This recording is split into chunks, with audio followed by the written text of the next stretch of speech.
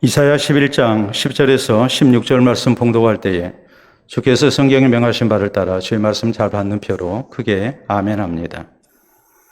봉독합니다. 그날에 이새의 뿌리에서 한 싹이 나서 만민의 기치로 설 것이요 열방이 그에게로 돌아오리니 그가 거한 것이 영화로우리라. 그날에 주께서 다시 그의 손을 펴사 그의 남은 백성을 아수르와 애굽과 바드로스와 구스와 엘람과 시날과 하맛과 바다 섬들에서 돌아오게 하실 것이라.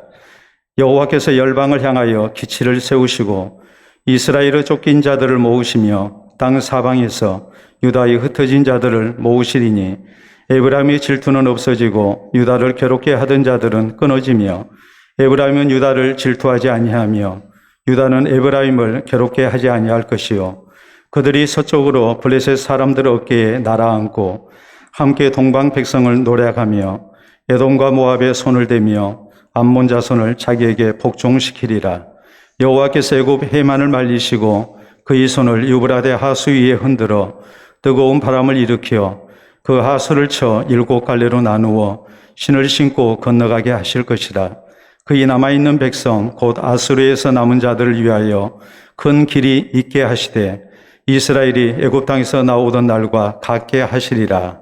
아멘.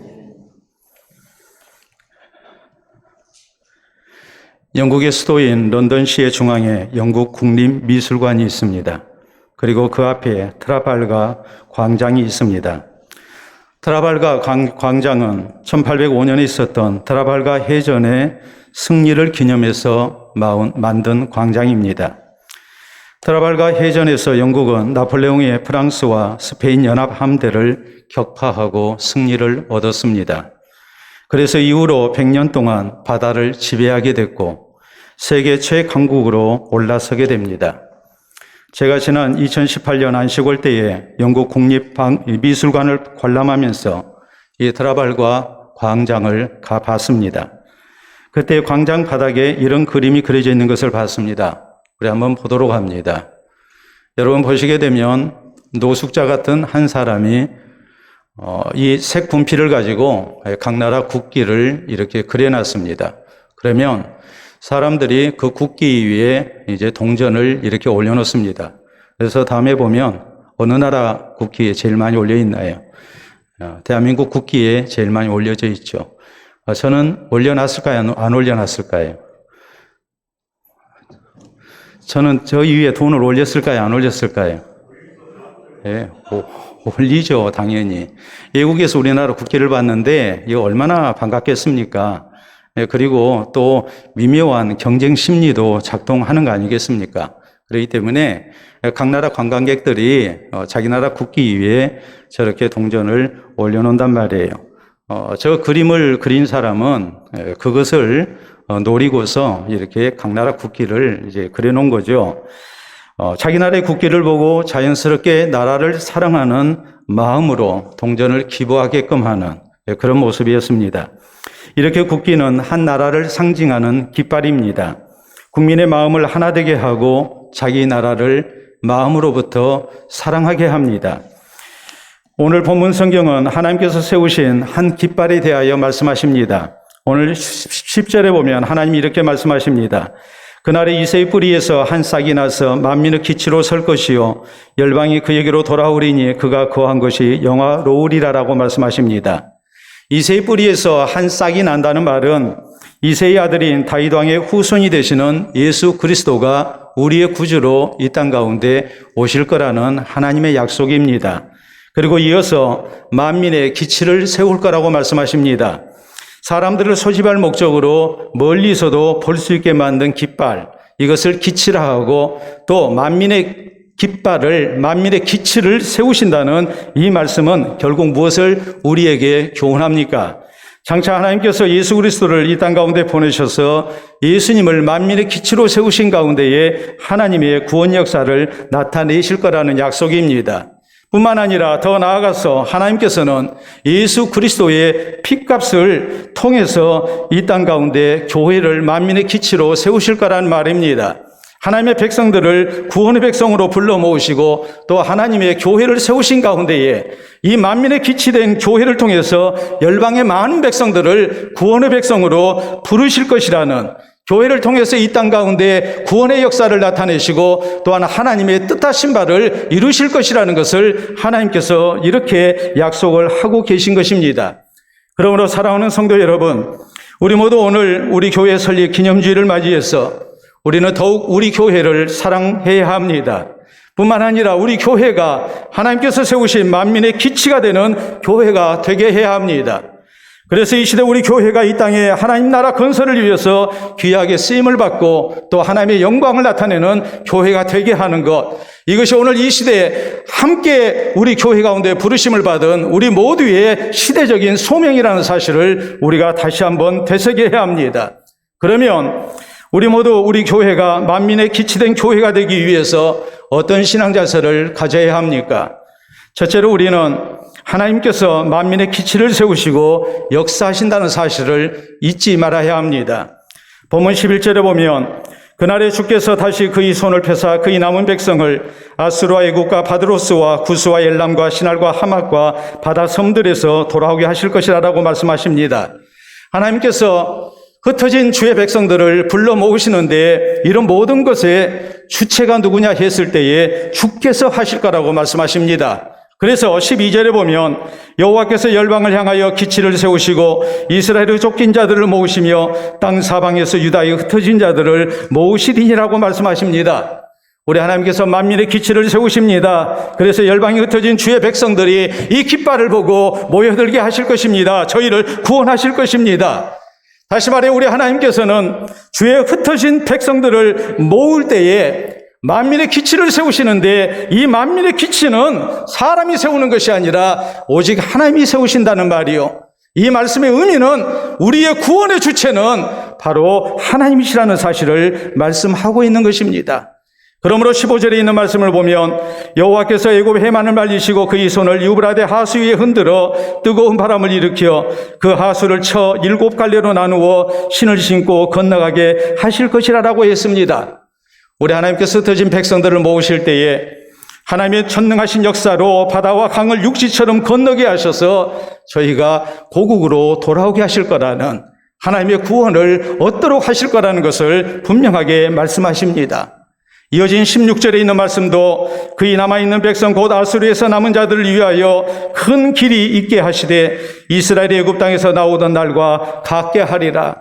과거 애굽에서 노예 생활하던 이스라엘 백성들이 하나님의 전능하신 역사 가운데 구원을 받은 것과 마찬가지로 우리 하나님의 큰 은혜로 흩어진 주의 백성들을 열방 가운데서 구원하셔서 고국으로 돌아오게 하실 거라고 하나님께서 말씀하십니다.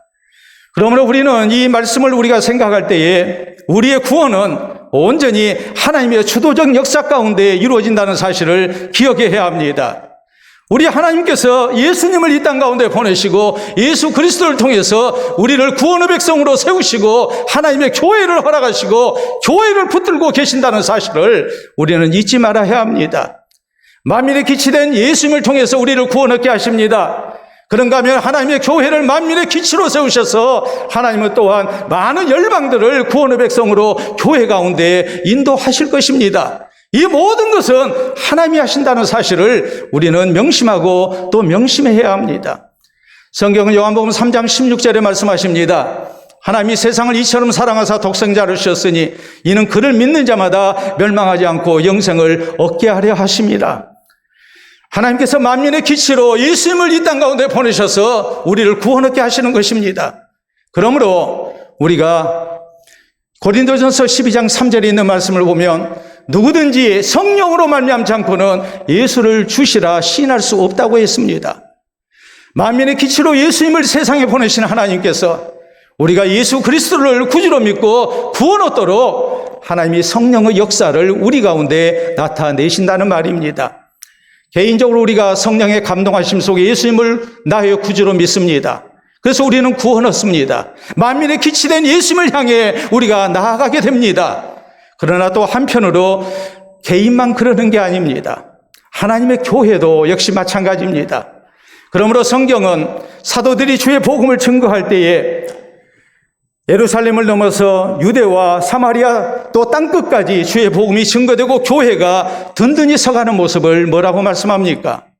우리가 사도행전 9장 31절에 있는 말씀을 보면 온 유대와 갈릴리와 사마리아 교회가 평안하여 든든히 서가고 주를 경외함과 성령의 위로로 성령의 후원으로 진행하여 수가 더 많아졌다고 성경은 말씀합니다. 사도들이 수고했습니다. 성도들이 수고했습니다. 그러나 그 모든 것보다도 더 중요한 것은 성령의 위로가 있었고 후원이 있었습니다.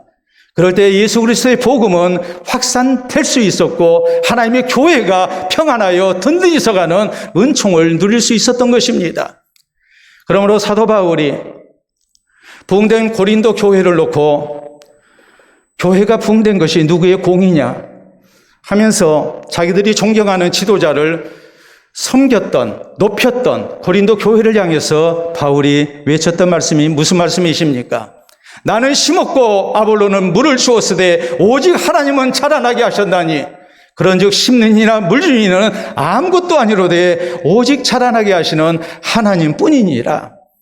얼마나 우리에게 소중한 말씀입니까? 우리 교회를 하나님이 세우셨다는 말입니다. 우리의 수고와 섬김과 헌신을 통해서 하나님께서 자라나게 하셨다는 말입니다. 그렇기 때문에 오늘 교회 설립 기념주일을 맞이해서 우리는 만민의 기치 된 예수님을 통해 또 만민의 기치 된 교회를 세우시고 여기까지 오게 하신 분은 오직 하나님 한 분이신 것을 명심해야 합니다. 그리고 하나님께 감사해야 합니다. 하나님께 영광을 돌려드려야 합니다. 이후로도 우리가 변함없이 만민의 기치를 세우시고 붙드시는 하나님을 우리가 붙들고 의지해야 합니다. 여러분에게 미국 배우 사진 하나 보여드리도록 하겠습니다. 여러분 보시게 되면 저 배우는 유명한 매튜 맥거너이라는 그런 미국 배우입니다. 2014년 제86회 아카데미 시상식에서 나무 주연상을 수상했던 배우입니다. 달라스 바이어스 클럽이라는 영화에서 주연을 맡았고 또 이로 인해서 그의 연기를 인정받는 가운데에 그가 나무 주연상을 수상했습니다. 이 사람이 수상 소감을 이렇게 밝혔습니다. 하나님께 가장 먼저 감사를 드리고 싶습니다. 하나님께서는 제 삶 속에 많은 기회를 주셨습니다. 그것은 제 힘만으로는 결코 불가능한 일들입니다. 저는 그 사실을 잘 알고 있습니다라고 말했습니다. 온전히 하나님께 감사하고 하나님께 영광을 돌려드리는 수상 소감이었습니다. 그런데 이 사실을 미국 언론에서 아주 대대적으로 보도했습니다. 그래서 이것이 큰 뉴스거리가 됐습니다. 우리는 그렇습니다. 우리나라의 연예인들이 어떤 큰 상을 수상했을 때에 쉽게 하나님께 영광을 돌려드립니다. 할렐루야, 하나님 감사합니다 하면서 그런 수상 소감을 밝히는 것을 매스컴을 통해서 우리는 많이 접합니다. 그렇기 때문에 기독교 문화권에 있는 미국의 배우들은 더 하나님께 영광을 돌려드릴 거라고 생각합니다. 그런데 미국에서는 그렇게 하지 않습니다. 그렇게 하면 안 됩니다. 왜냐하면 종교의 자유를 서로 존중하는 가운데 어떤 특정 종교를 공식석상에서 발표하는 것, 그것은 대통령이라 할지라도 삼가해야 할 일입니다. 그래서 이렇게 온전히 하나님께 감사하고 하나님께 영광을 돌려드리는 수상소감을 했던 배우, 지금까지 아카데미 시상식에서 했던 배우는 단 3명뿐이었습니다. 그런데 백인은 한 명도 없었습니다. 근데 이 매튜 맥커너히라는 배우가 최초로 아카데미상을 수상하면서 하나님께 영광을 돌려드리고 감사한다는 수상소감을 발표했을 때에 이것이 미국 사회에서 엄청난 그런 파문을 일으켰고 또 화제거리가 됐던 것입니다. 그럴 수밖에 없었던 겁니다. 사랑하는 성도 여러분, 오늘 교회 설립 기념주일을 맞이해서 우리에게 바로 이런 신앙의 자세가 있어야 합니다. 오늘 우리의 구원받게 된 것, 또 하나님께서 우리 교회를 허락하신 것, 지난 34년 동안 여기까지 오게 하신 것, 이 모든 것은 만민의 기치를 하나님이 세우셨다는 신앙 고백 속에서 우리가 오직 하나님께 감사하고 하나님께 영광을 돌려드려야 합니다.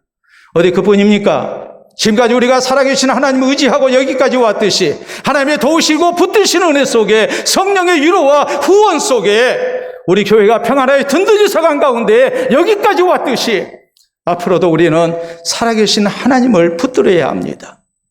하나님께서 우리 교회의 주인 되시고 하나님께서 우리 교회를 다스리시고 하나님께서 은혜와 능력을 베풀어 주신 가운데에 우리 교회가 하나님께 영광되는 교회, 하나님의 아름다운 역사를 나타내는 교회로 쓰임받기를 우리가 소원해야 합니다.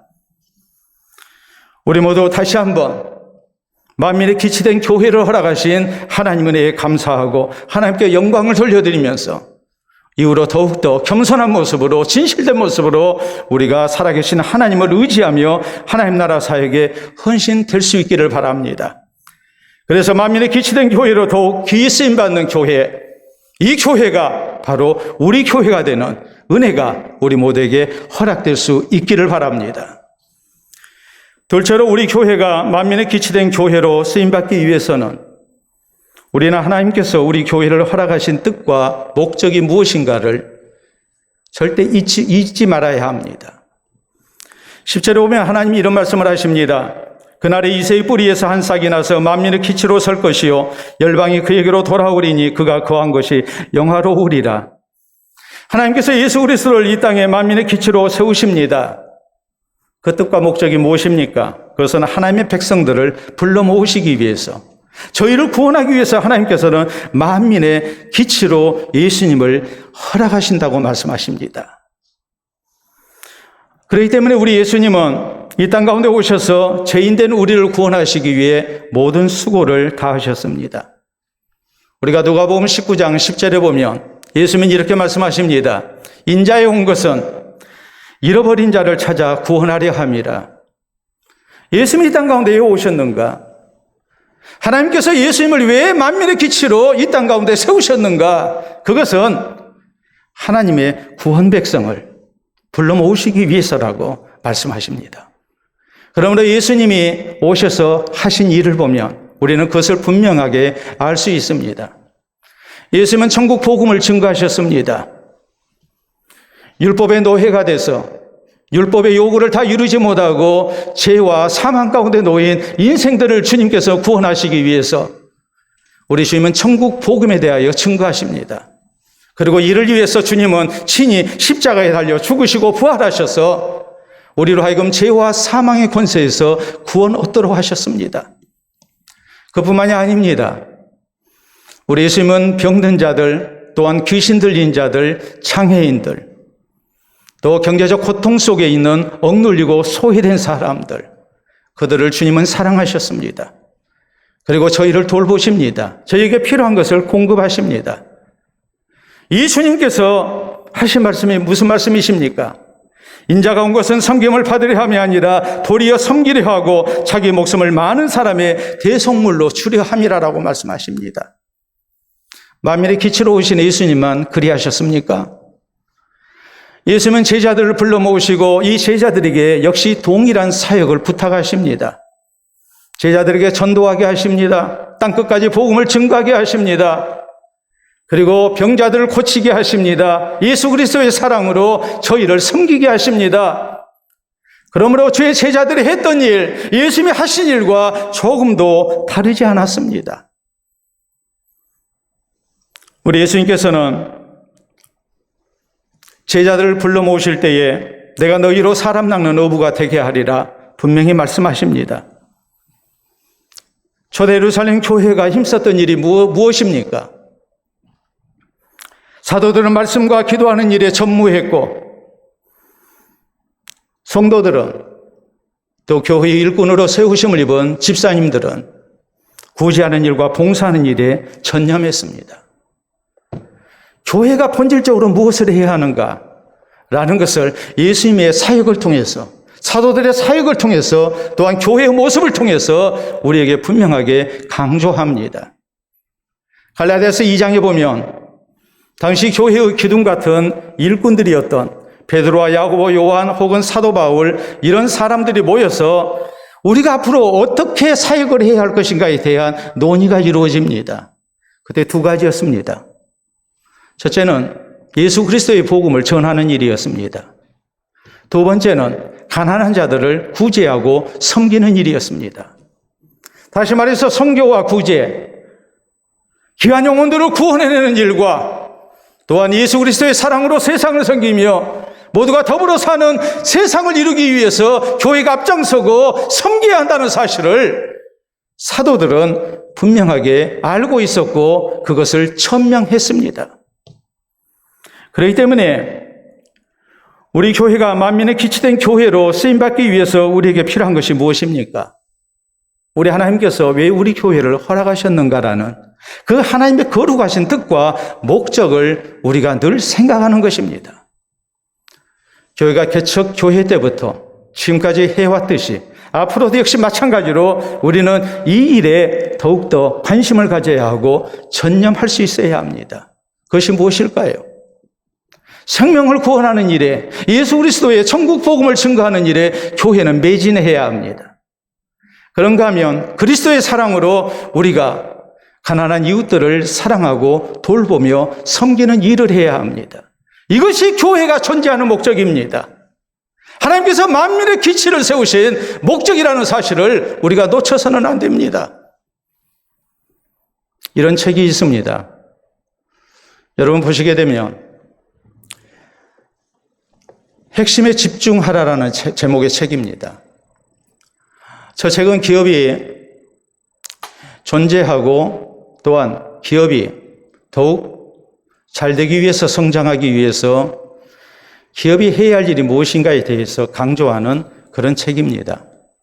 그런데 중요한 것은 핵심에 집중하라는 거예요. 별로 중요하지 않은 것은 우리가 거기에 많은 에너지를 쏟을 필요가 없고 정말 중요한 핵심에 거기에 집중해서 모든 노력을 최선을 다하게 될 때에 그 기업이 아름다운 기업이 될 수 있고 번성하는 기업이 될 수 있다는 것을 강조하는 책입니다. 그런데 이 핵심에 집중하라는 책에 이런 내용이 나옵니다. 알렉산더는 우리가 잘 아는 정복 왕입니다. 인류 역사상 가장 짧은 기간에 대제국을 건설한 정복 왕이었습니다. 우리가 지도로 한번 보도록 합니다. 여러분 지도를 보시게 되면 초록색으로 표시된 왼편 상단에 있는 그 지역이 알렉산더가 처음에 가졌던 나라입니다. 마케도니아를 중심으로 한 오늘날의 그리스 지역이죠. 저 조그만 나라가 여러분 아시다시피 아시아 옛 페르시아의 제국을 무너뜨리고 그 땅을 차지했습니다. 이집트를 차지했습니다. 더 나아가서 인도까지 이렇게 차지한 대제국을 건설합니다. 이 모든 것이 불과 4년 만에 이루어진 일이었습니다. 알렉산더는 모든 전투에서 승리했습니다. 그러나 알렉산더는 전투에서 승리할 때마다 큰 고민에 빠지게 됩니다. 빼앗은 영토를 지킬 것인가 아니면 계속 정복에 나서야 할 것인가. 이 갈림길에서 알렉산더는 결국에 정복하는 길을 택합니다. 영토가 너무 넓어서 효율적으로 지배할 수 없습니다. 통치할 수 없습니다. 그렇기 때문에 정복한 영토를 효율적으로 다스리는 것, 그것이 굉장히 중요한 시점이었음에도 불구하고 알렉산더는 결국 계속해서 정복 전쟁에 나섰습니다. 그래서 짧은 기간 내에 어마어마한 대제국을 건설하는 데 성공했습니다. 그러나 알렉산더의 이 대제국은 알렉산더가 33살의 나이로 갑자기 병으로 죽었을 때에 급속히 분열되고 맙니다. 그래서 이것을 심리학에서는 알렉산더의 딜레마라는 용어를 사용합니다. 핵심 가치의 중요성을 강조할 때에 사용되는 용어예요. 무엇을 가장 소중하게 여겨야 할 것인가? 가장 소중한 핵심 가치를 위해서 우리가 포기해야 할 것이 무엇인가? 본질적인 것을 놓치지 않기 위해서 비본질적인 것은 과감하게 포기할 수 있는 자세. 혹시라도 비본질적인 것에 마음을 쏟고 에너지를 쏟다가 본질적인 것에서 벗어나 버리는 잘못된 모습들, 그것을 가져서는 안 된다는 것을 강조할 때에 바로 이 알렉산더의 딜레마라는 용어를 사용합니다. 사랑하는 성도 여러분, 교회의 핵심 가치는 뭐겠습니까? 우리 예수님께서 말씀하시는 핵심 가치가 무엇입니까?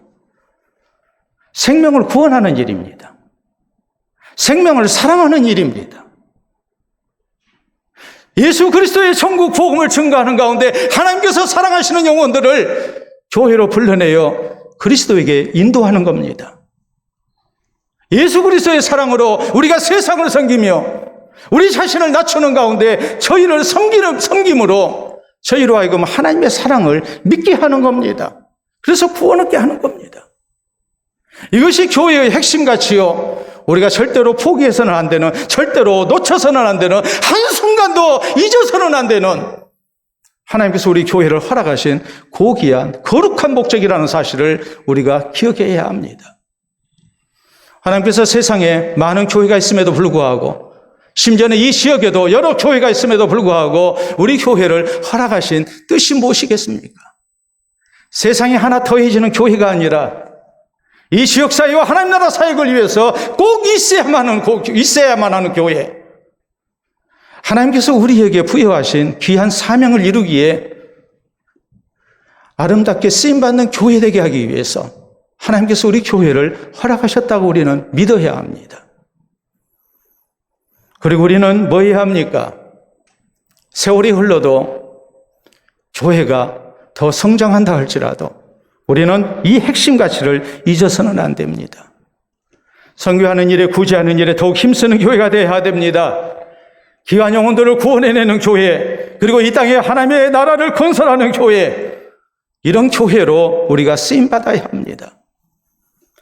그래서 우리 교회가 만민의 기초된 교회로 주님 오시는 그날까지 변질됨이 없이 하나님 나라 사역에 귀하게 쓰임받는 영광이 있기를 바랍니다. 셋째로 우리 교회가 만민의 기초된 교회로 쓰임받기 위해서는 우리 모두 하나 돼서 함께 헌신되어야만 합니다. 12절에 이렇게 말씀합니다.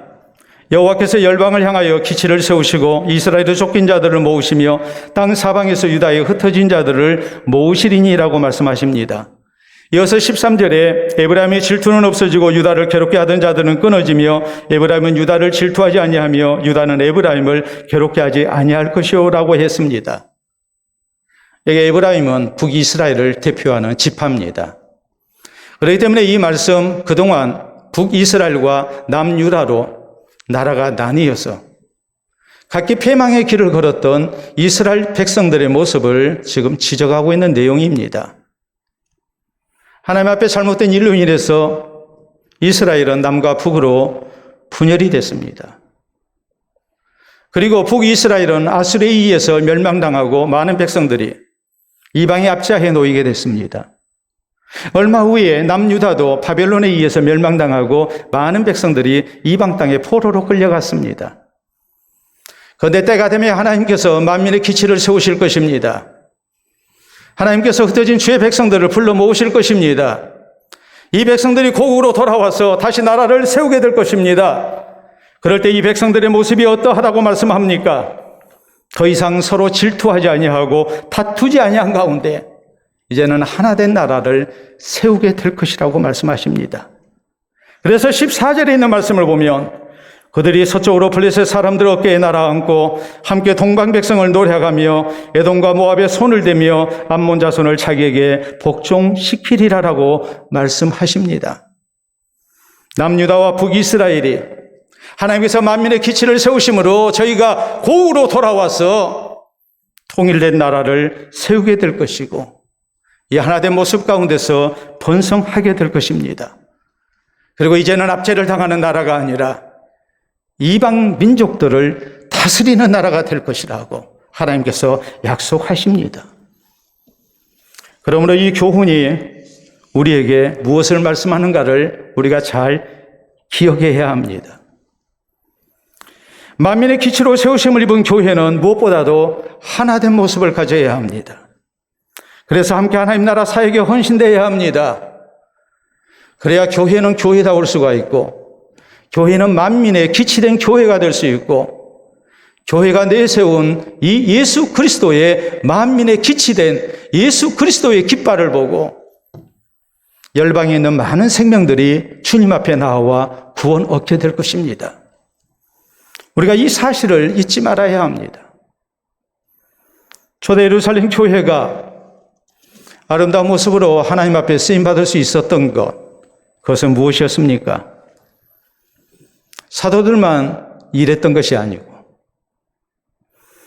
7 집사를 선출해서 저희로 하여금 구제와 봉사하는 일을 전담하게 했을 때에 교회는 부흥됐습니다. 사도들은 기도하는 일과 말씀 전하는 일에 전담했고, 집사님들은 구제와 봉사하는 일을 맡아서 헌신됐을 때에 교회는 교회로서의 사명을 다하면서 아름다운 모습으로 부흥할 수 있었다고 성경은 말씀합니다. 최초로 선교사를 파송했던 이방 지역에 세워졌던 안디옥 교회, 인종과 민족과 사회적 신분을 떠나서 모두가 주 안에서 하나된 모습으로 헌신됐습니다. 그럴 때 이방 선교에 귀하게 쓰임받는 교회가 될 수 있었습니다. 하나님께서 교회를 왜 허락하셨는지, 하나님이 왜 우리를 구원하셨는지, 왜 한 교회 가운데 모이게 하셨는지, 그 하나님의 거룩한 목적을 바로 알고 모두가 함께 하나 됐을 때에, 그리고 하나님의 그 기쁘신 뜻과 거룩하신 목적을 향하여 교회가 함께 나아갈 때에 하나님의 놀라운 역사가 이 땅 가운데 나타난 것입니다. 작년 7월 16일 제21대 국회 개원식 때에 문재인 대통령께서 개원 축하 연설을 했습니다. 그때에 코로나19 감염병 사태로 인한 국난 극복을 위해서 국회가 여야 모두 하나 돼서 협력한 가운데에 나라를 이끌고 국민을 섬기자고 호소합니다. 그때 문 대통령의 연설 모습 우리가 보도록 하겠습니다. 여러분 사진 보시게 되면 대통령께서 저런 옷차림으로 국회에서 개원 축하 연설을 했습니다. 그런데 특별히 우리가 주목해야 할 부분은 바로 대통령께서 매신 넥타이입니다. 저 넥타이는 특별히 제작된 넥타이였습니다. 당시 여야 내 당에 상징색을 넣어가지고 그래서 만든 넥타이입니다. 아시다시피 더불어민주당은 파란색입니다. 당시 제1야당이었던 미래통합당, 오늘날 국민의힘당이죠. 분홍색입니다.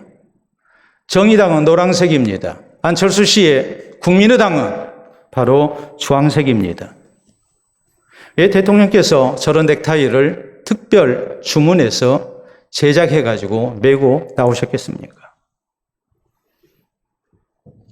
나라가 위기에 빠졌는데 여야가 정쟁을 일삼아서는 안 된다는 말입니다. 국난을 극복하기 위해서 여야가 힘을 합쳐야 한다는 말입니다. 그리 되지 않은 것이 참으로 안타까운 일이지만 대통령께서 전하고자 하는 메시지가 무엇인가는 온 국민이 잘 알 수 있었습니다. 모든 국민이 하나 되어 함께 국난 극복을 위해서 힘쓰지 아니하면 코로나19 감염병으로 인해서 나타난 이 어려운 시기, 세월이 흐른다고 그래서 저절로 사라지는 것이 아니기 때문입니다. 우리 역시 기억해야 합니다.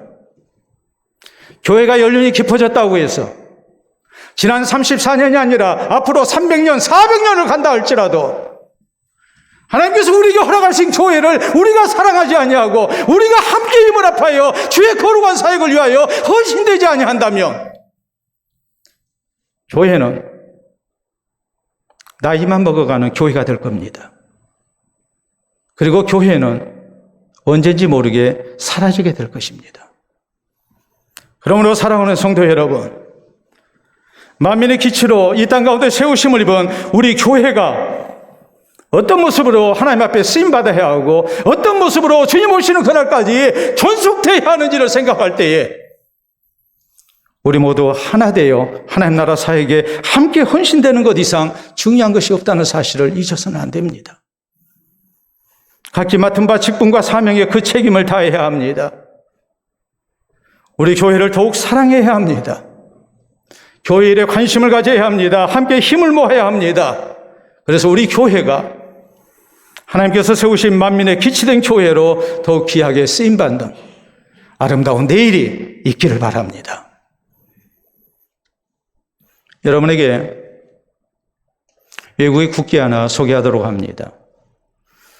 여러분 보시는 저 국기는 어느 나라 국기일까요? 바로 동유럽에 있는 헝가리 국기입니다. 헝가리 국기는 삼색기입니다. 빨간색은 힘을 상징합니다. 흰색은 성실을 상징합니다. 변치 않는 순백색의 모습, 끝까지 성실한 모습을 강조합니다. 초록색은 여러분들이 짐작하실 수 있는 것과 마찬가지로 아름다운, 더 나은 미래를 상징합니다. 희망찬 미래를 얘기합니다. 정열을 뜻하는 붉은색을 통해서 힘 있는 나라가 되죠. 우리 모두 나라를 사랑하고 성실한 모습으로 각기 주어진 자리에서 우리가 최선을 다하자는 흰색, 이 상징색을 통해서 그 다짐을 합니다. 그럴 때 우리에게 희망찬 내일이 있고 우리 세대보다도 더 나은 아름다운 내일을 우리 후세대에게 물려줄 수 있음을 확신하면서 그것을 다짐하면서 저렇게 초록색을 국기에 넣습니다. 사랑하는 성도 여러분, 오늘 교회 설립 기념주일을 맞이해서 담임 목사인 저의 소망은 그렇습니다. 우리 교회가 지금보다 더욱 힘 있는 교회 되는 것, 그리고 하나님 나라 사역에 더욱 귀하게 쓰임받는 것, 지금보다 더 나은 아름다운 교회, 이것이 우리 후세대에게 허락되는 영광이 있기를 원합니다. 그러기 위해서 우리에게 필요한 것이 무엇이겠습니까? 우리가 변치 않는 모습으로 서로 힘을 합하여 주님을 사랑하고 주의 교회를 사랑하고 하나님 나라 사역에 헌신 더해야 한다는 것, 당연한 것 아니겠습니까? 그러므로 이 시간 우리 모두에게 아름다운 신앙의 다짐이 있기를 바랍니다. 또 우리에게 아름다운 소망이 있기를 바랍니다. 아름다운 목표가 있기를 바랍니다. 우리 교회가 하나님께서 허락하신 만민의 기시된 교회로 귀하게 쓰임받고자 하는 이 목표 속에 우리가 오늘 교회의 설립 기념주의를 지킬 수 있기를 바랍니다. 우리에게 무엇이 필요합니까? 하나님께서 만민의 기치된 교회를 세우시고 역사하신다는 사실 잊어서는 안 됩니다. 지금까지 우리 교회를 허락하시고 우리와 함께 하시고 도우신 가운데에 여기까지 오게 하신 하나님께 우리는 감사와 영광을 돌려드리면서 앞으로도 변함없이 우리는 하나님을 의지하는 교회가 되어야 됩니다. 하나님께서 우리 교회를 허락하신 뜻과 목적 잊어서는 안 됩니다.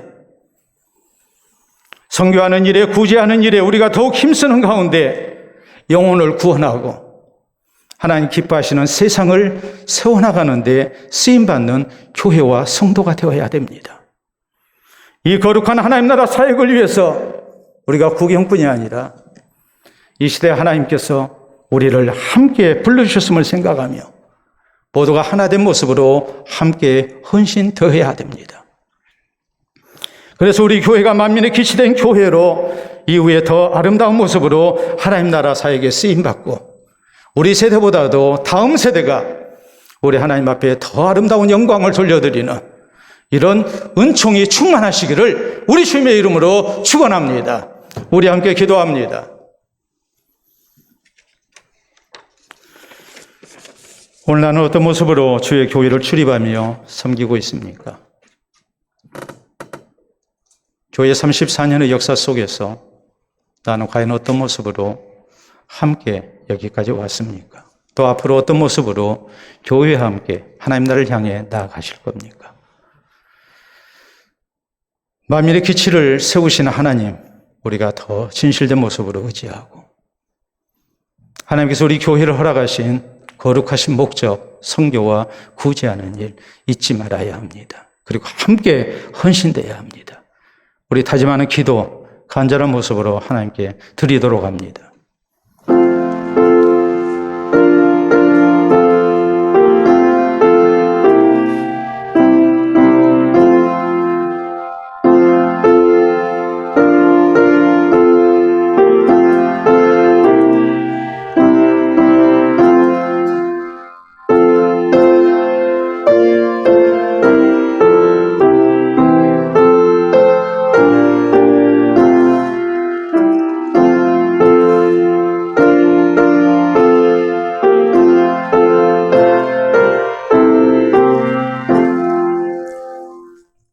신이 교회의 머리가 되시고 우리의 생명의 주가 되시는 아버지, 은혜를 진심으로 감사합니다. 예수 그리스도를 만민의 기치로 세우시고 우리를 빚값 주고 사셔서 하나님의 몸된 교회를 이루며 또 이 시대에 하나님의 뜻을 이루는 교회로 우리가 쓰임받고자 다시 한번 말씀을 통해 다짐토록 해주시옴을 감사합니다. 지난 34년의 역사 속에 살아계신 하나님께서 교회를 허락하시고 함께 하시며 여기까지 오게 하신 것을 기억하며 우리가 진실된 모습으로 하나님께 감사와 영광을 돌려드리기를 원합니다. 이후로도 변함없이 우리가 겸손한 모습으로 하나님의 도우심을 의지하기를 원합니다. 주님, 우리와 함께 하여 주셔서 하나님께서 우리 교회를 통하여 이루고자 하신 생명을 구원하는 일에 또 하나님 나라를 세워나가는 일에 우리가 아름답게 쓰임받을 수 있도록 도와주시옵기를 원합니다. 모든 성도가 함께하여 하나된 모습으로 주님의 나라 사역을 위해 즐거이 헌신되기를 원하오니 우리 주께서 우리의 다짐의 기도를 받아주셔서 이후로 우리가 더욱 주의 교회를 사랑하게 하시고 주님 의지하게 하시고 또한 우리 교회를 이 땅 가운데 허락하신 하나님의 뜻에서 벗어나는 일이 있지 않도록 도와주시옵기를 원합니다. 하나님께서 다스리시는 교회, 하나님께서 영광 받으시는 교회, 하나님께서 살아 역사하시는 교회가 되게 하시고 살아계신 하나님의 교회로 이 지역사회에서 또한 열방에서 우리 하나님 앞에 영광 돌려드리는 일이 더욱 많아질 수 있도록 우리 주님 역사하여 주시옵소서.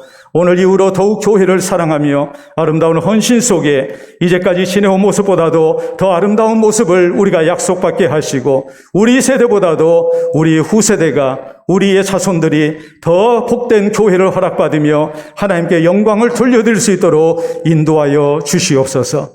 오늘까지 주의 교회와 함께하며 여러 모습으로 수고하고 헌신된 사랑하는 귀한 일꾼들 하나님 기억해 주시옵기를 원합니다. 은퇴를 앞두고 있는 주의 사랑하는 일꾼들 또한 새로 임직을 앞두고 있는 일꾼들 하나님 기억해 주시고 저희에게 위로가 되며 또 증인되기를 원하는 함께한 모든 성도들에게 하나님께서 은혜를 더하여 주셔서 우리 시대에 더 아름다운 교회를 세우고자 우리가 마음과 뜻을 같이 하게 하시고 아름다운 모습으로 서로를 붙들며 우리가 헌신되게 하여 주셔서 널리 널리 아름다운 소문나는 교회가 되게 하시고 이 땅 가운데 꼭 있어야 할 교회로 불신자들까지도 칭찬하는 교회 될 수 있도록 인도하여 주시옵소서. 감사하며 예수님 이름으로 기도하옵나이다. 아멘.